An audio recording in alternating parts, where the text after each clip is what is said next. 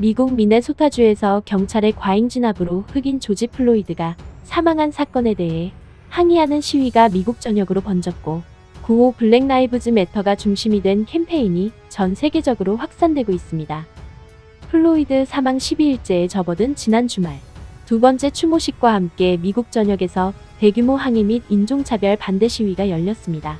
시위는 폭력성이 확연히 줄어 평화적인 양상으로 바뀌었고 경찰의 폭력성을 줄이자는 제도 개혁 목소리가 커졌습니다. 전 세계 각지에서 연대 시위도 확산하고 있습니다. 미주 유럽을 거쳐 아시아와 오세아니아에서 플로이드의 죽음에 항의하고 미국의 인종차별에 반대하는 시위가 열렸습니다. 유럽에서는 영국 런던의 의회 광장에 수천 명이 집결했고 참가자들은 한쪽 무릎을 꿇은 채 플로이드를 추모하는 1분 묵념을 했습니다. 프랑스에서도 파리와 릴, 낭트와 보르도 등에서 인종차별을 규탄하는 집회가 열렸습니다. 일본에서는 도쿄도 시부야 역앞 광장에 시민 500여 명이 모여 인종차별에 대한 반대 의사를 표명하고 미국 경찰의 무자비한 대응을 비판했습니다. 오스트레일리아에서는 시드니와 멜버른, 브리즈번 등 주요 도시에서 시위가 일어났습니다. 한국에서도 기부와 인종차별에 반대하는 시위가 열렸습니다.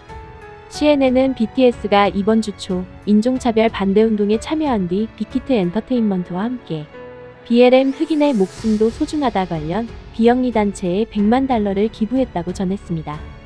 BTS 등 K-팝 가수들이 인종차별에 반대한다는 목소리를 공개적으로 내면서 팬들이 온라인에서 미국 인종차별 항의 시위에 적극적으로 동참하고 있습니다.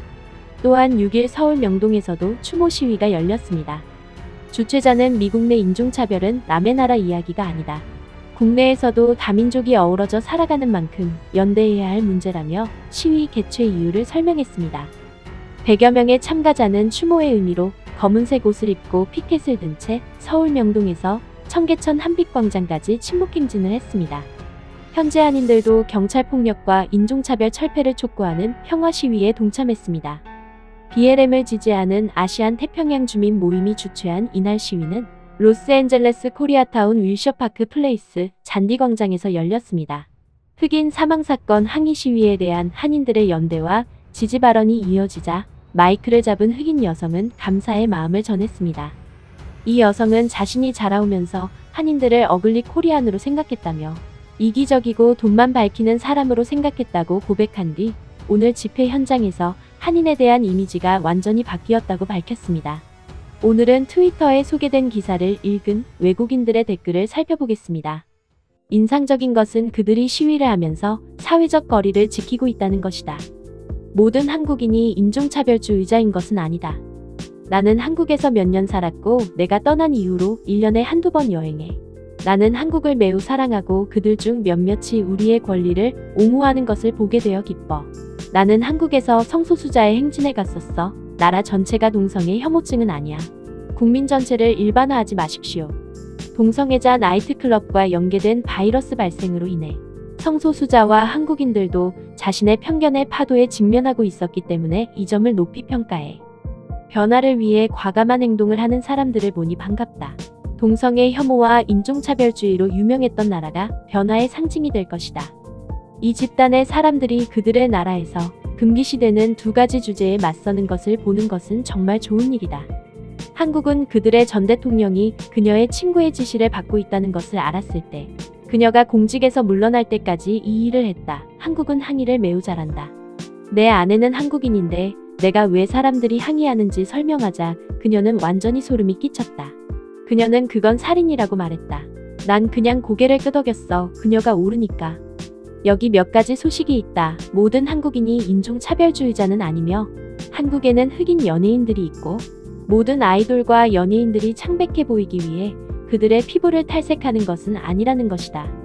한국은 독재 정권에 항의한 오랜 역사를 가지고 있어. 왜냐하면 그들은 여러 번의 권위주의 정부를 가지고 있었기 때문이지. 밖에는 배울 수 있는 역사가 가득한 세상이 있다. 나는 별로 놀랍지 않아. 한국에서 학생들이 탐배가 침몰하고 정부가 아무 조치도 취하지 않은 후 몇 년 동안 시위가 계속되었어. 지지에 감사하지만 그들은 혼혈아들을 2등 시민처럼 대하는 것을 그만둘 필요가 있어.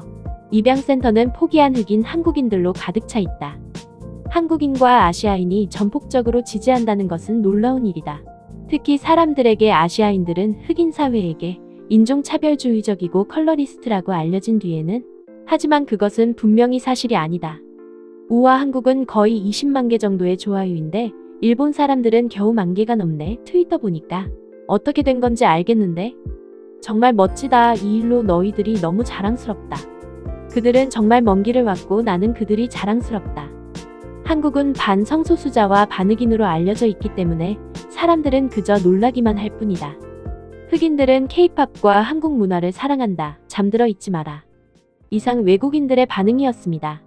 사실 댓글을 보기 전엔 한국이 지지해줘서 고맙다는 말이 대부분일 거라고 생각했었습니다. 물론 댓글의 절반 이상은 감사하다는 이야기가 많았지만 의외로 한국의 차별에 관한 이야기가 많이 나와서 놀랐습니다. 댓글 중 한국 사회가 반흑인적이라고 알고 있었기에 이번 한국 시위에 놀랐다고 할 때는 뭔가 기분이 묘했습니다.